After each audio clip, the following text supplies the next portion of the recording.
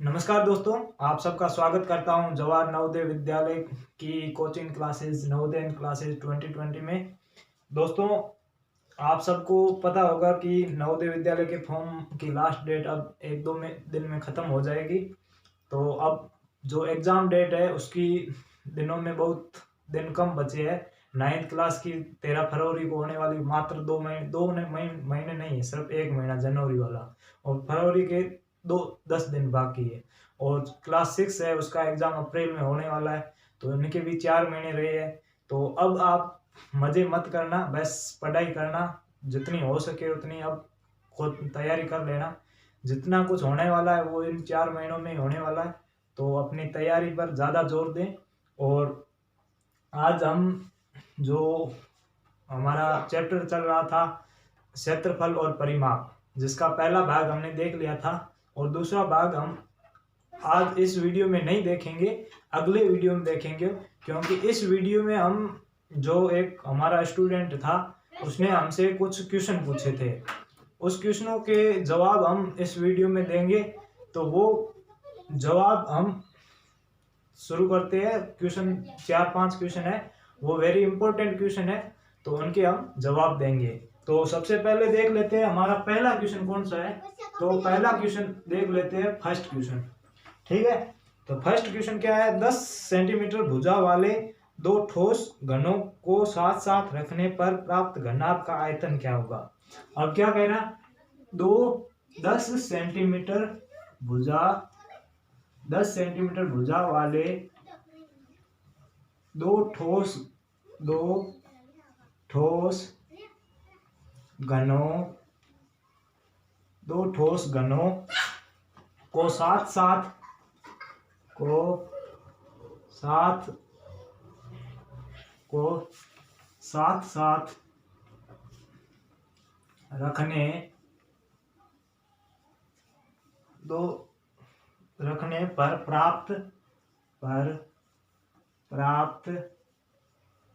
रखने पर प्राप्त घनाभ का आयतन क्या होगा?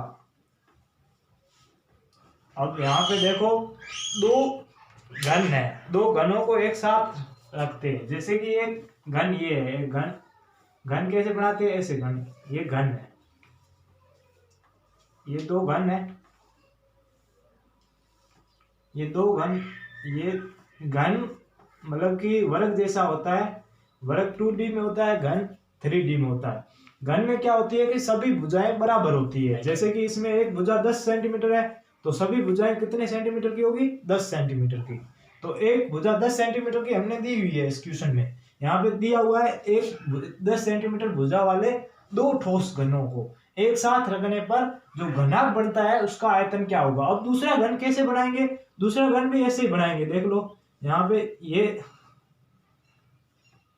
देख लो, यहां से ये दो घन बन गए, ये दूसरा घन ये बन गया। देखो यहां से एक तो घन ये यहां तक है, इधर वाला, और एक घन उधर वाला, तो दो घन हो गए। अब इसकी भी भुजाएं क्या है? दोनों दो ठोस घन है, दोनों की भुजा 10 है। तो यहाँ पे ये ऊंचाई है, ये हाइट है, ये चौड़ाई ब्रेथ है, और ये लंबाई है। अब यहाँ पे देखो, अब ये पूरा एक घनाभ बन गया है, यहाँ पे एक पूरा घनाभ बन गया है। अब पूछ रहा है घनाभ का आयतन क्या होगा? तो सबसे पहले हमें घनाभ के आयतन का फॉर्मूला पता होना चाहिए। घनाभ का आयतन क्या होता है वो देख लेते हैं। घनाभ का आयतन होता है लंबाई गुणा चौड़ाई गुणा ऊंचाई। ठीक है, अब यहाँ पे देखो तो आपको जो लंबाई है वो कितनी मिलेगी? लंबाई, अब लंबाई हम ज्ञात करें तो ये लंबाई टोटल पूरी हो जाएगी। तो 10 और 10 कितने हो गई? लंबाई 20 हो गई। 20 हमें सेंटीमीटर दिया हुआ है, तो 20 सेंटीमीटर हो गई। ठीक है, अब यहाँ पे ये चौड़ाई है, चौड़ाई दोनों की मतलब कि चौड़ाई एक ही होती है, दोनों तरफ 10-10 है, तो चौड़ाई क्या हो गई? 10 चौड़ाई, ये चौड़ाई हो गई 10 सेंटीमीटर। अब एक ऊंचाई है, ऊंचाई कितनी दी हुई है हमें? 10 सेंटीमीटर, तो 10 सेंटीमीटर हमारी क्या हो गई ऊंचाई, ऊंचाई बराबर 10 सेंटीमीटर। अब हमें इस घनाभ के फॉर्मूले में ये लंबाई चौड़ाई और ऊंचाई को गुणा करना है। तो 20 गुणा चौड़ाई 10 गुणा ऊंचाई 10, तो इनको गुणा करेंगे तो 2000 सेंटीमीटर आ जाएगा। 2000 सेंटीमीटर आ गया। अब ये हमें आयतन निकालना है तो इसके पीछे क्यूब लगेगा। अगर हम क्षेत्रफल निकालते हैं तो उसका पीछे क्या लगता है सेंटीमीटर स्क्वायर। हिंदी में इसे वर्ग सेंटीमीटर कहते हैं, उसे इसे क्या कहते हैं सेंटीमीटर क्यूब को घन सेंटीमीटर। तो हमारा जो उत्तर होगा वो क्या हो जाएगा 2000 सेंटीमीटर क्यूब। तो मैं उम्मीद करता हूं कि ये आपको क्वेश्चन समझ में आया होगा। अब हम नेक्स्ट क्वेश्चन की बात करते हैं। जो दूसरा क्वेश्चन क्या पूछा गया था वो देख लेते हैं। ये क्वेश्चन थोड़े से इम्पोर्टेंट है क्योंकि जवाहर नवोदय विद्यालय में पूछे जाने के चांस बहुत बनते हैं इन प्रश्नों के। तो अब हम दूसरे क्वेश्चन के बारे में देख लेते हैं। दूसरा क्वेश्चन क्या है, question number second. Question number second कह रहा है कि एक आयताकार प्लॉट की लंबाई इसकी चौड़ाई की दुगुनी है। एक आयताकार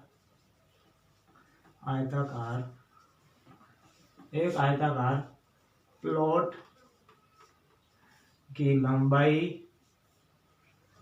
लंबाई इसकी चौड़ाई से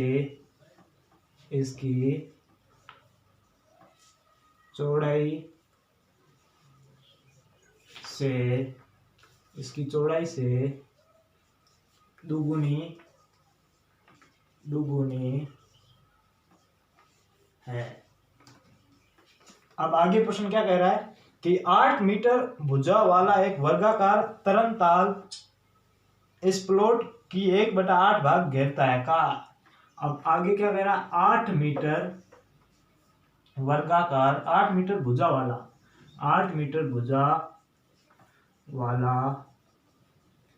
एक वर्गाकार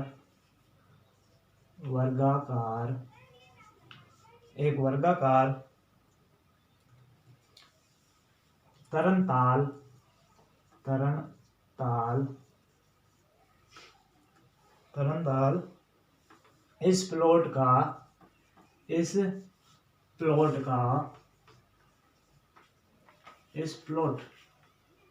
इस प्लॉट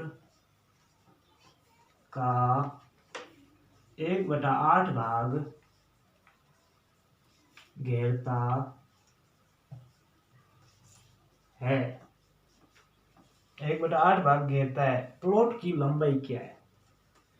प्लॉट की लंबाई क्या है? अब ये दूसरा प्रश्न है। ये क्षेत्रफल और परिमाप पर है। पहला प्रश्न आयतन पर था। अब ये प्रश्न क्या कह रहा है कि एक लंबाई है, एक आयताकार प्लॉट है, उसकी लंबाई कितनी है? लंबाई है वो चौड़ाई की दुगुनी है। अब चौड़ाई से दुगुनी है तो हम चौड़ाई को x मान लेते हैं। यहाँ पे चौड़ाई को क्या मान लिया? चौड़ाई बराबर क्या है x। तो लंबाई क्या हो जाएगी?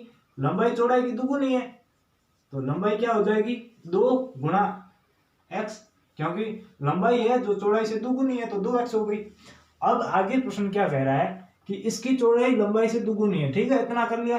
8 मीटर भुजा वाला एक वर्गाकार तरंताल इस प्लॉट का 1/8 भाग घेरता है। यानी कि जो वर्गाकार तरंताल है वो इस प्लॉट आयताकार प्लॉट का है, उसका जो 1/8 भाग घेरता है। यानी कि ये इसका जो आयत का जो क्षेत्रफल होगा, आयत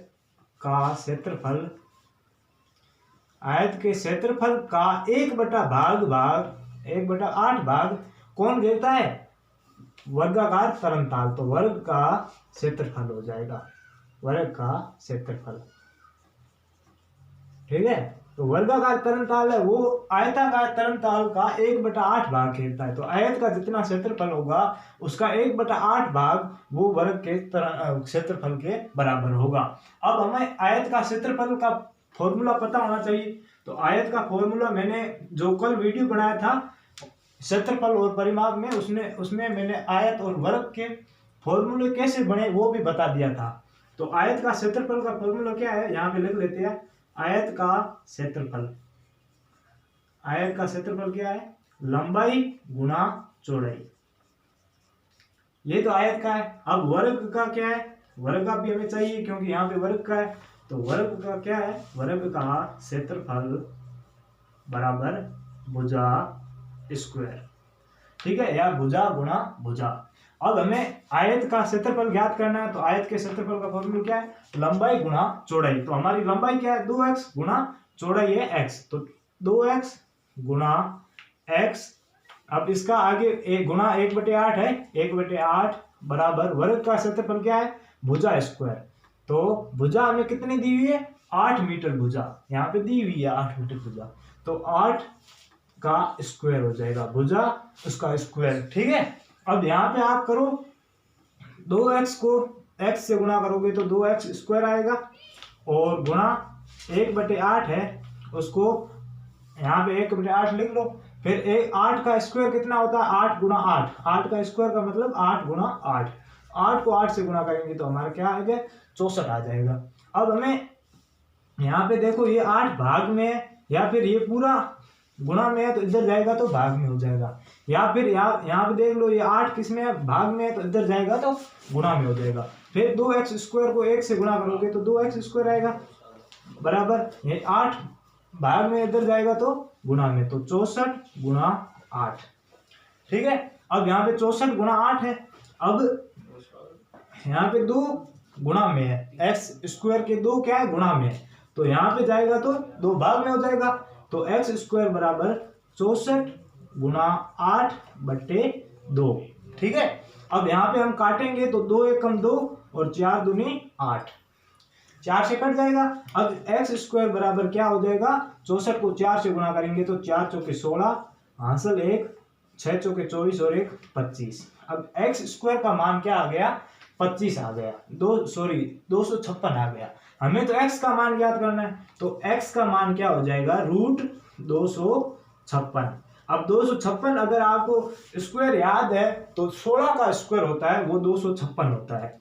16 का स्क्वायर कितना होता है, 256। तो 256 का रूट क्या हो जाएगा, 16 हो जाएगा। इसलिए आप मिनिमम 25 तक स्क्वायर और 10 तक क्यूब याद रखना, क्योंकि आपको निकालना ना पड़े। निकालने का तरीका आप चाहते हो तो मैं अलग से वीडियो बना दूंगा, और अगर आपको याद है 25 तक स्क्वायर और 10 तक क्यूब तो आपको निकालने की जरूरत नहीं पड़ेगी। तो यहाँ पे हमारा आंसर क्या आ गया, x का मान क्या आ गया, 16। अब यहाँ पे x का मान कितना आ गया, 16। ये 16 तो हमारी क्या है, चौड़ाई है। अब हमें लंबाई पूछा है, क्या प्लॉट की लंबाई क्या है, तो हमें लंबाई का क्या मतलब है, 2x, 2 गुना x का मान कितना आया, 16, यानी कि 2x मतलब 32 मीटर। ये मीटर में दिया हुआ है तो ये हमारा भी उत्तर मीटर में आ जाएगा। तो उम्मीद करता हूं दोस्तों ये दूसरा क्वेश्चन सरल था, आपको समझ में आया होगा।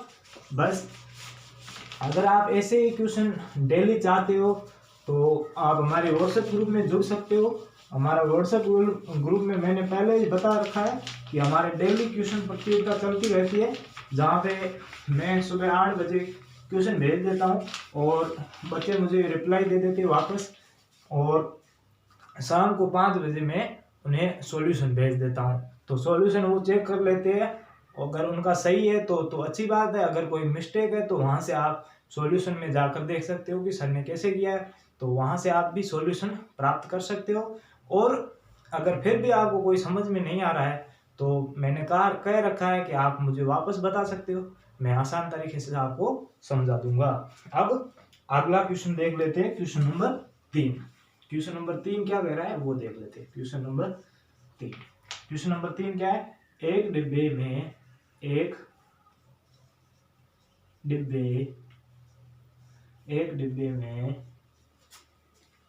500 अंडे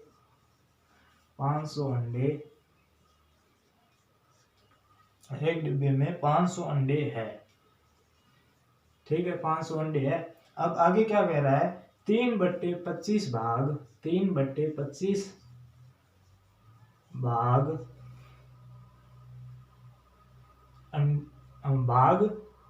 अंडे टूट जाते हैं, या 30/25 अंडे 30 मतलब अंडों का टोटल 500 अंडे, उसका 3/25 भाग अंडे जो है वो टूट जाते हैं। अंडे 3/25 अंडे टूट जाते हैं, टूट जाते हैं। अब यहाँ पे क्वेश्चन में ट्विस्ट दिया हुआ है। क्वेश्चन अगर आप अच्छी तरह से पढ़ोगे तो ये आंसर सही आएगा, नहीं तो आपका आंसर 100% गलत आएगा। आपको क्वेश्चन अच्छे से पढ़ना है। अब आगे क्या है, शेष, यहाँ पे कोमा है, शेष अंडों का शेष अंडों का 4/5 भाग 4/5 भाग बेच दिया गया। ठीक है।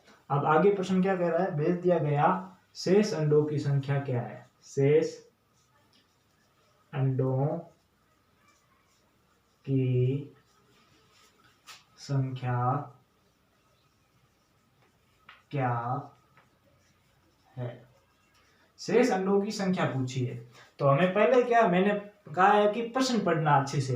अब देखो यहाँ पे कुल अंडे 500 है, कुल अंडे 500 है, उसके 3/25 भाग अंडों का टूट गया। जितने 500 है उसका 3/25 भाग अंडे जितने थे उतने टूट गए। अब यहाँ पे एक शब्द लिखा हुआ है शेष, यही ट्विस्ट का शब्द है, शेष। अब जितने भी अंडे टूट गए उसको 500 में से घटा दो, पीछे जितने रहे उसके 4/5 भाग उसने बेच दिया, क्योंकि टूटे हुए अंडों का तो कोई खरीदेगा नहीं, तो जितने बचे थे उसके 4/5 भाग बेच दिया। अब शेष कितने बचे। कई बार यहाँ पे शेष नहीं लिखा हुआ होता है, तो शेष नहीं लिखा हुआ होता है तो आपको वापस से 4/5 भाग टोटल 500 का ही निकालना पड़ता है। तो यहाँ पे शब्द है ये शेष वाला है, इसका खासकर ध्यान रखना। अब यहाँ पे इसको हम सोल्व करते हैं, तो हमें टोटल 500 अंडों का 3/25 भाग टूट गया, 3/25 भाग। ठीक है। अब इसको काट दो, 25 एकम 25 और 25 दूने 50। यहाँ पे ऊपर कितने बचे, 2 और 1 0 है, तो 0 गुणा 3 यानी कि 60 अंडे टूट गए। टोटल 500 अंडे थे जिसमें 60 अंडे टूट गए। अब 60 अंडे टूट गए तो पीछे कितने रहे, तो 500 माइनस 60, तो अब पीछे कितने बचे, 440 अंडे पीछे बचे। अब आगे क्या कह रहा है कि शेष अंडों का 4/5 भाग बेच दिया, तो 440 अंडे है उसका 4/5 भाग बेच दिया। अब इसका 4/5 भाग क्या होता है वो हम ज्ञात करते हैं। अब इसको 5 से काट दो, 5 एकम 5, इसको इसमें अगर 5 का भाग देंगे तो क्या आएगा, 5 8 पंजो 40 और 4 बचे 8 पंजो 40 यानी कि 88 आ जाएगा, 88 आ जाएगा। अब ऊपर क्या बचा, 88 गुणा 4, नीचे तो 1 बचा, कोई मतलब नहीं है, तो इसको गुणा करेंगे, 8 चौके 32, 3 8 चौके 32 और 3 35 यानी कि 352 अंडे हमने बेच दिए। अब हमें पूछ रहा है शेष अंडे कितने रहे थे, तो शेष अंडे टूटने के बाद इतने बचे थे, इसमें से इतने बेच दिए, तो पीछे कितने बचेंगे, 440 में 352 बेच दिए।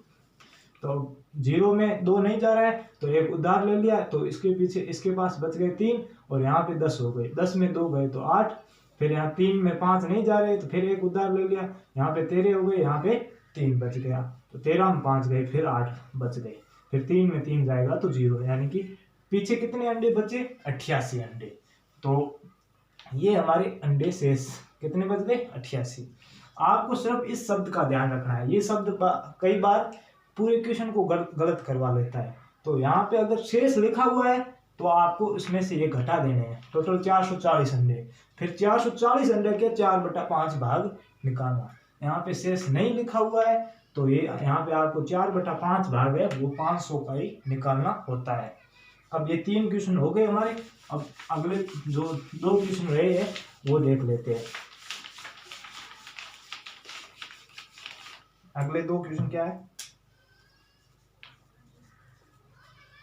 अगला क्वेश्चन है कि 12 मीटर और 10 मीटर का एक कक्ष का फर्श को पूरा ढकने के लिए 10 सेंटीमीटर गुणा 8 सेंटीमीटर की कितनी आयताकार पट्टियों की आवश्यकता है। अब यहाँ पे क्वेश्चन नंबर 4 पढ़ लो।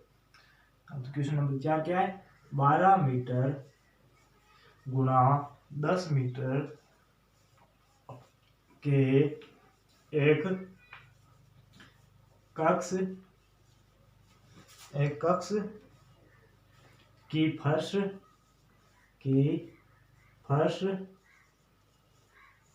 को ढकने के लिए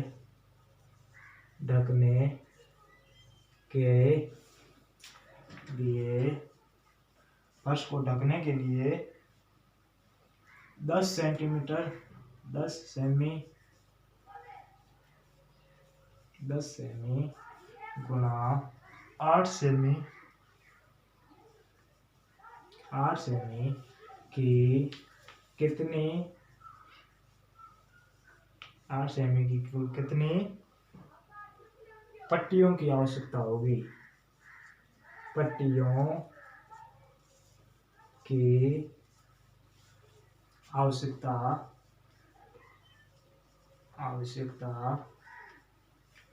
होगी।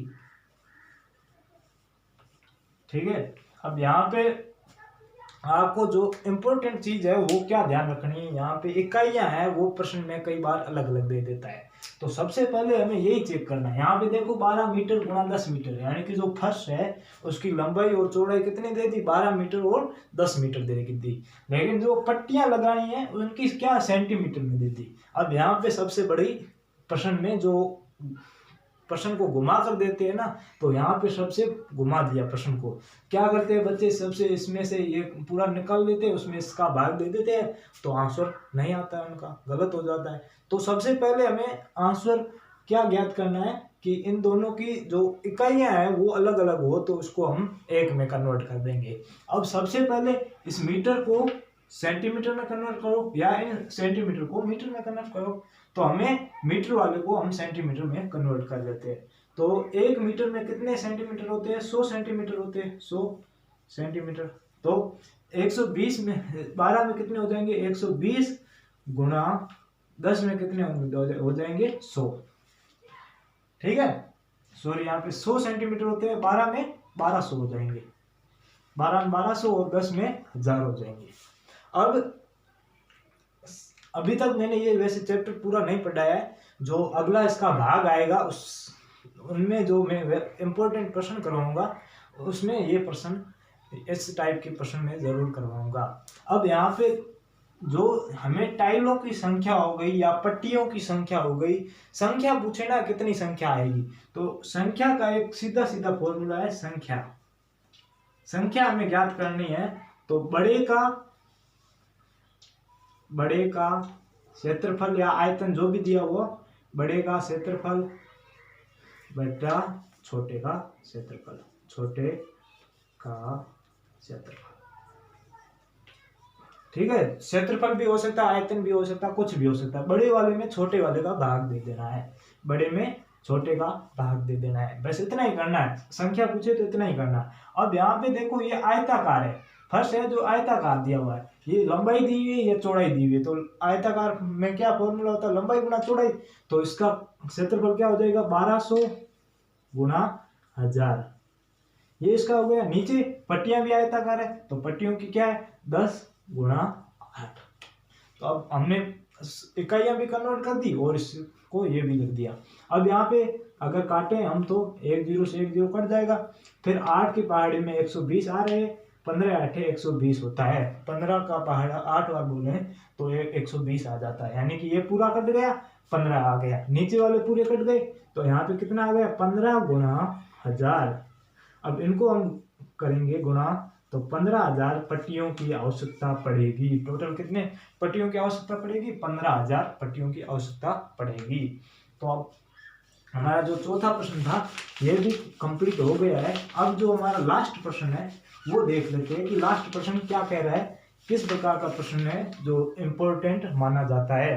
तो अब हम लास्ट प्रश्न देखते हैं कि प्रश्न आसान है। जो मैंने साधारण ब्याज का जो वीडियो बनाया है, जो लेक्चर मैंने बनाया है, उसमें इस प्रकार का क्वेश्चन मैंने समझा के रखा है। अब यहाँ पे प्रश्न पढ़ लेते हैं, पहले क्वेश्चन लिख लेते हैं। क्वेश्चन लास्ट है, क्वेश्चन 5वां है। क्या है कि कौन सी राशि 8% वार्षिक, कौन सी राशि 8% वार्षिक, 8% वार्षिक साधारण ब्याज की दर से, साधारण ब्याज की दर, साधारण ब्याज की दर से 4 वर्षों में, 4 वर्षों में रुपये 6,600 हो जाएगी। अब यहाँ पे आपको सबसे पहले तो ये पता होना चाहिए कि हमें पूछा क्या है और हमें दिया हुआ क्या क्या है। तो अब यहाँ पे आप देखो, तो यहाँ पे ये 8% दर दी हुई है, तो दर को हम यहाँ पे लिख लेते हैं। दर कितनी है? 8%। उसके बाद समय कितना दिया हुआ है? 4 साल। समय कितना दिया हुआ है? 4 वर्ष। उसके बाद यहाँ पे देखो, तो ये 6,600 है क्या? तो यहाँ पे आप देखो, हो जाएगी, चुका दी जाएगी, ऐसे टोटल ये प्रश्न होती है। जो टोटल को हम क्या कहते हैं? मिश्रधन कहते हैं। ये मिश्रधन दिया हुआ है, यहाँ पे हमें मिश्रधन दिया हुआ है। मिश्रधन कितना है? मिश्रधन बराबर 6,600 रुपए मिश्रधन है। अब हमें मूलधन ज्ञात करना है। मूलधन हमें कैसे ज्ञात करें? तो मूलधन हमें ज्ञात करना है, मूलधन। अब यहाँ पे मूलधन ज्ञात करना है, तो सबसे पहले यहाँ पे देखो, मूलधन हम x मान लेते हैं। मूलधन को क्या मान लेते हैं? मूलधन को हमने x मान लिया। अब हम साधारण ब्याज ज्ञात करते हैं। तो ब्याज का फॉर्मूला क्या है? ब्याज हम कैसे ज्ञात करते हैं? मिश्रधन माइनस मूलधन, मिश्रधन माइनस मूलधन, मिश्रधन माइनस मूलधन, ब्याज यही ज्ञात करते हैं। तो मिश्रधन हमारा कितना है? 6,600 माइनस ब्याज कितना है? x। तो हमारा ब्याज कितना आ गया? 6,600 माइनस x। ये साधारण ब्याज आ गया। अब हमने जो एक तो ये फॉर्मूला है ब्याज का, एक दूसरा वाला फॉर्मूला जिसमें दर समय सब आता है, तो वो फॉर्मूला हम यहाँ पे अप्लाई करते हैं। तो साधारण ब्याज बराबर मूलधन गुणा दर गुणा समय बटा 100। ठीक है। अब यहाँ पे साधारण ब्याज की जगह साधारण ब्याज रखो, मूलधन की जगह मूलधन, दर की जगह दर, समय 100 सब फॉर्मूले में दिया हुआ वही, वहां पे उनका मान रखना है। तो साधारण ब्याज हमारा कितना आ गया? 6,600 माइनस x, ये साधारण ब्याज है, गुणा मूलधन हमने x माना है, गुणा दर हमारी कितनी है? 8% है, गुणा समय 4 वर्ष है, बटे 100। तो हमने ये इतना कर लिया। अब हम आगे इसको सोल्व करते हैं। तो यहाँ पे देखो, तो ये गुणा में इधर आते ही यहाँ पे भाग में इधर आते ही गुणा में हो जाएगा। तो 6,600 माइनस x, इसके गुणा में क्या हो गया? 100 बराबर 8 को 4 से गुणा करेंगे तो 32 को x से गुणा करेंगे तो 32x। तो हमारा 32x आ गया। अब यहाँ पे 100 को इससे गुणा करते हैं। 100 को 6,600 से गुणा करेंगे तो 6,600, 100 से गुणा करना, पीछे 2 जीरो है तो पीछे 2 जीरो लगा लो, माइनस x को 100 से करेंगे तो 100x बराबर 32x आ जाएगा। तो हमारा ये इतना इक्वेशन आ गया। अब इसको यहाँ पे कर लेते हैं। अब यहाँ पे करेंगे तो यहाँ पे देखो, ये माइनस में दिया हुआ है 100x, इधर जाएगा तो ये प्लस में हो जाएगा 100x। तो यहाँ पे क्या बचेगा? 6,600, सॉरी अब तो ये ज्यादा हो गया ना, 6,60,000। तो यहाँ पे क्या बच जाएगा? 6,60,000, 6,60,000 बराबर, अब यहाँ पे 100x माइनस में थे, यहाँ पे गए प्लस में हो गए। तो यहाँ पे 32x पहले से था, 32x प्लस 100x, ये हो गए। ठीक है। अब यहाँ पे 6,60,000 बराबर 32 को और 100 को जोड़ेंगे तो क्या आ जाएगा? 132x आ जाएंगे। अब हमें x का मान ज्ञात करना है। तो ये 132 क्या है? गुणा में इधर आते ही भाग में हो जाएगा। तो 6,60,000 बटा 32 बराबर x का मान आ गया। x का मान क्या है? मूलधन है, हमें मूलधन ही ज्ञात करना है। कौन सी राशि? तो हमें मूलधन पूछा है, मूलधन को हमें क्या मानना था? x मानना था। तो x का मान ज्ञात करना है बस। अब हमें अगर आप काउंट करो तो अब यहाँ पे क्या आ जाएगा? 132 है, सॉरी 32 नहीं 132 है। अब हम काउंट करें तो 67 के पहाड़े में 67 एकम 67 और 67 दूनी 132, यानी कि ये दोनों कट रहे हैं। तो ऊपर कितने बचे, एक, पीछे जीरो कितने, 1 2 3 4, तो यहाँ पे 1 2 3 4, ठीक है। अब नीचे कितने बच गए, 2 बच गए, ठीक है। अब 10,000 में 2 का भाग देंगे तो कितना आ जाएगा, 5,000 है, वो हमारी राशि आ जाएगी। 5,000 राशि, हमारे मूलधन क्या आ गया, 5,000। तो दोस्तों मैं उम्मीद करता हूँ ये जो वेरी इंपॉर्टेंट क्वेश्चन थे जो हमारे एक स्टूडेंट ने पूछे थे, उसको उम्मीद करता हूँ कि समझ में आ गए होंगे। अगर उसको भी समझ में नहीं आए हैं, जिस बच्चे ने पूछा है, तो मैं उम्मीद करूंगा कि आप मुझे वैसे व्हाट्सएप ग्रुप से आप जुड़े हुए हो, तो व्हाट्सएप ग्रुप में आप मुझे वापस रिप्लाई दे देना कि मुझे समझ में आया या नहीं आया। नहीं आया तो मैं और भी आसान तरीके से कोशिश करूंगा कि आपको समझाऊं। ठीक है, तो धन्यवाद दोस्तों, आज के लिए इतना ही। जय हिंद, जय भारत, वंदे मातरम।